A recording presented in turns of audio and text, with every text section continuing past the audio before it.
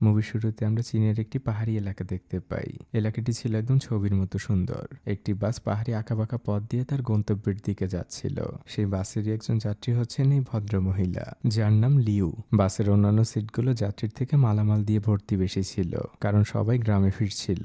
কিছু সময় পরে বাসটি একটি পাহাড়ের ঢালে এসে থামে। মিস লিও তার লাগেজ নিয়ে বাস থেকে নামেন, আর সেখানেই চুপচাপ দাঁড়িয়ে থাকেন। তিনি কারোর জন্য অপেক্ষা করছিলেন। অল্প কিছু সময়ের মধ্যে একটি ইলেকট্রিক বাইক এসে লিওর কাছে থামে। একজন মধ্যবয়সী ভদ্রলোক লিওকে জিজ্ঞেস করে, আপনি কি মিস লিও? লিও মাথা নেড়ে উত্তর দেয়। ভদ্রলোক নিজের পরিচয় দেয়, আমি বেয়ারলি ভিলেজ প্রাইমারি স্কুলের প্রিন্সিপাল। আমি দুঃখিত যে আমার আসতে একটু লেট হয়ে গেল। আজ মূলত স্কুলের জন্য বাজার করতে গিয়েছিলাম। প্রিন্সিপাল মিস লিওকে নিয়ে তার ইজি বাইকে করে গ্রামের দিকে রওনা হন। আর এই দুজন মানুষের কথা থেকে আমরা বুঝতে পারি মিস লিও আসলে ওই গ্রামের একমাত্র প্রাইমারি স্কুলের নতুন একজন শিক্ষক। প্রিন্সিপাল নিজেই তাকে নিতে এসেছেন। লিও পড়াশোনা করেছে মিউজিক নিয়ে, তাই প্রিন্সিপাল ভাবেন লিও হয়তো